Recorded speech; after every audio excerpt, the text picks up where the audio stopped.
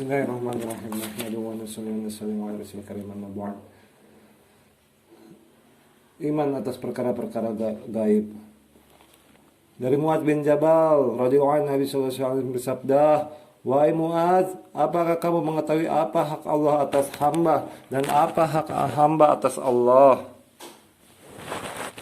Aku berkata, Allah dan Rasul yang lebih mengetahui. Beliau bersabda, hak Allah atas hambanya adalah mereka menyembah Allah tanpa menyekutukannya dengan apapun. Dan hak hamba atas Allah adalah tidak menyiksa siapapun yang tidak menyekutukannya dengan apapun.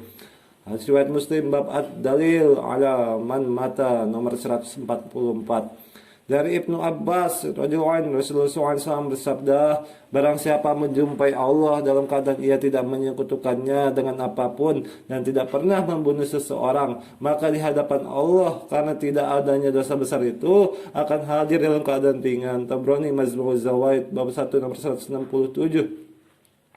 Dari Jarir radhiyallahu anhu, Nabi sallallahu alaihi wasallam bersabda, barang siapa mati dalam keadaan tidak menyekutukan Allah dengan apapun dan tidak menumpahkan darah dengan haram, maka ia akan memasuki pintu surga dari mana saja yang ia sukai. Riwayat Tabrani, perawinya thiqat, Majmu' az-Zawaid bab 1 nomor 165.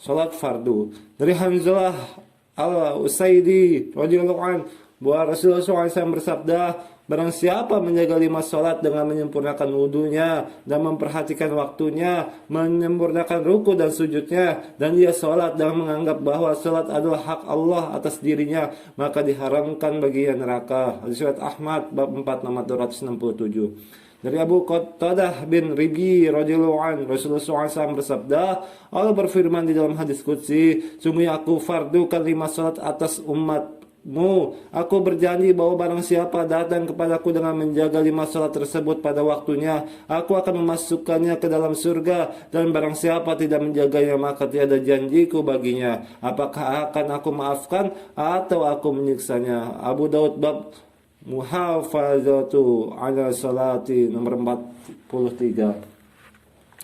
Dari Utsman bin Affan radhiyallahu anhu, bahwa Rasulullah SAW bersabda, barang siapa memahami bahwa salat adalah suatu kewajiban, niscaya ia akan masuk surga. Hadis riwayat Ahmad, Abu Ya'la, Bazar, Majmu' az-Zawaid bab 2 nomor 15. Dari Abdullah bin Qurt radhiyallahu anhu, Rasulullah SAW bersabda, yang pertama kali hisab dari seorang hamba pada hari kiamat adalah salat. Jika baik salatnya maka baiklah amalan lainnya, dan jika rusak salatnya maka rusaklah sekalian amalnya. Tabrani al-Awsat.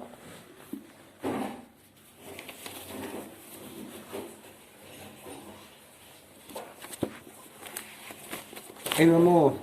Dari Abu Hurairah radhiyallahu anhu, Rasulullah SAW bersabda, sungguh di antara amal dan kebaikan pahalanya terus mengalir kepada seorang mukmin walaupun setelah wafatnya ialah, yang pertama, ilmu yang ia ajarkan dan ia sebarkan, anak soleh yang ia tinggalkan, Al-Quran yang ia wariskan, masjid yang ia bangun, rumah untuk para musafir, sungai yang ia alirkan, sedekah yang ia keluarkan dari hartanya ketika sehat dan ketika ia masih hidup, pahalanya akan terus mengalir walaupun setelah kematiannya, seperti wakaf dan lain-lain. Riwayat Ibnu Majah bab sawabu mu'alimun nas al-khair nomor 242.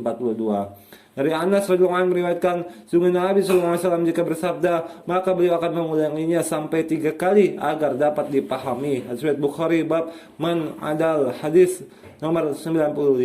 Maksudnya jika Rasulullah SAW berbicara mengenai sesuatu yang penting, beliau mengulangi sampai 3 kali agar manusia dapat memahaminya dengan baik. Dari Abdullah bin Amr bin As radhiyallahu anhu meriwayatkan, aku mendengar Rasulullah SAW bersabda, sungguh Allah tidak akan mencabut ilmu pada akhir zaman dengan mencabutnya dari hati